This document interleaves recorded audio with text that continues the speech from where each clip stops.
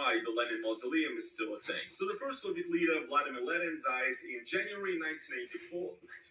And essentially the interesting thing is that the idea to embalm Lenin's body and actually put it into like a mausoleum or like a sarcophagus or crypt of some sort has been actually there before Lenin's death, because his health was very, very bad at the end of his life, and people, were kind of already preparing for like the transfer of power. And according to the reports, one of the first people to talk about this was actually Stalin. He was in favor of embalming the body of Lenin, and other people such as Trotsky, for example, were very much against it. They were saying that this is essentially looks like a sort of a religious act at this point. And if you guys don't know, the Soviet Union, especially at the very start of it, was a very atheist, like super anti-religious government. But anyway, the decision was made, and shortly after his death, the embalming process has started. Look, I'm really not going to get into it, but basically they did it so that it could be preserved for hundreds and hundreds of years. So yeah, from 1924 until 1930, actually 2 mausoleums were built, and they were like temporary, and they were like slightly different locations. But in 1930, the current mausoleum that you can actually go to, if you go to Russia now, you will see it. That mausoleum that currently exists was built in 1930. So again, Lenin's body has been embalmed and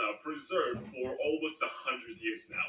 That is just mind-blowing. So yeah, before we get to the last little... Listen, quite honestly, I feel like he barely looks the same at this point. And as far as like the